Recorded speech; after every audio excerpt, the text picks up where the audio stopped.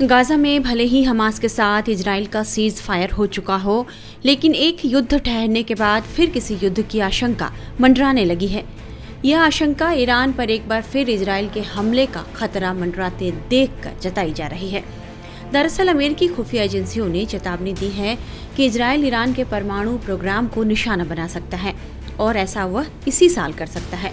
11 फरवरी को Washington post ने कई इंटेलिजेंस रिपोर्ट्स के हवाले से यह जानकारी दी है। रिपोर्ट में बाइडेन प्रशासन के अंत और ट्रंप प्रशासन के शुरू होने के समय की गई खुफिया रिपोर्टों के हवाले से यह बताया गया है कि यदि इजराइल ईरान पर हमला करता है तो ईरान के परमाणु प्रोग्राम को झटका लगेगा और इस हमले से उबरने में ईरान को हफ्तों या महीनों लग जाएंगे। इसके साथ ही क्षेत्र में तनाव भी बढ़ सकता है और एक बड़े संघर्ष का खतरा भी पैदा होगा। इससे पहले ईरान पर इजराइल के संभावित हमले की सबसे बड़ी खुफिया जानकारी जनवरी के पहले हफ्ते में आई थी, जिसे संयुक्त चीफ ऑफ स्टाफ और रक्षा खुफिया एजेंसी के खुफिया निदेशालय ने मिलकर तैयार किया था। वहीं फरवरी के पहले सप्ताह में ईरानी मीडिया रिपोर्ट्स में भी यह कहा गया कि ईरान को यह खुफिया जानकारी मिली है कि इजराइल उसके न्यूक्लियर ठिकानों को निशाना बना सकता है। दरअसल इजराइल यह भूल नहीं पा रहा कि कैसे ईरान की छत्र छाया की वजह से ही गाजा के हमास, लेबनान के हिजबुल्ला और यमन के हूती विद्रोहियों का फलना फूलना जारी रहा। इसी गुस्से में पिछले 1 साल में इजराइल ने ईरान पर 2 सीधे हमले किए, जिसका जवाब ईरान ने भी ड्रोन और मिसाइल हमलों से दिया था। इजराइल ईरान को अपने अस्तित्व के लिए खतरा मानता है और उसके परमाणु प्रोग्राम को रोकना उसका लक्ष्य है। इजराइल को लगता है कि ईरान अभी कमजोर स्थिति में है, तो दूसरी तरफ डोनाल्ड ट्रंप से ज्यादा समर्थन की उम्मीद की जा सकती है। ईरानी मीडिया के मुताबिक इजराइल के संभावित हमले को देखते हुए अब ईरान ने भी पलटवार की पूरी तैयारी कर ली है। इजराइल को बड़ी जवाबी कार्रवाई देने के मद्देनजर ईरान यह तैयारी लंबे समय से कर रहा है। 2011 से ही ईरान अंडरग्राउंड मिसाइल फैसिलिटी का निर्माण और टेस्ट कर रहा है।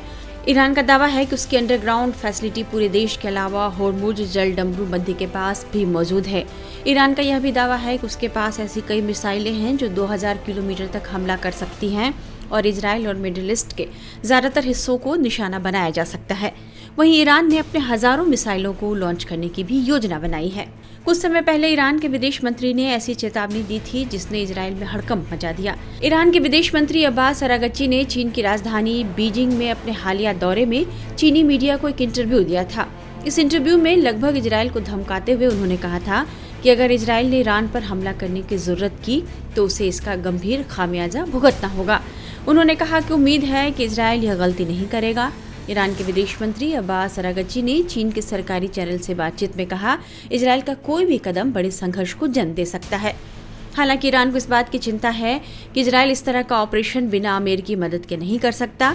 इजराइल अगर ऐसा करेगा तो वे जरूर अमेरिकी राष्ट्रपति डोनाल्ड ट्रंप से मदद मांगेगा।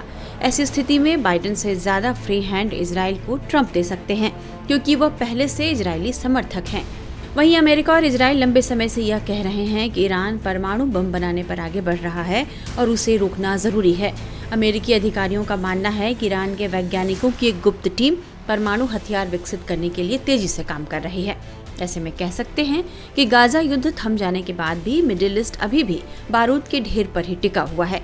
इस रिपोर्ट पर आने वाले समय में ईरान की ओर से भी प्रतिक्रिया देखने को मिल सकती है।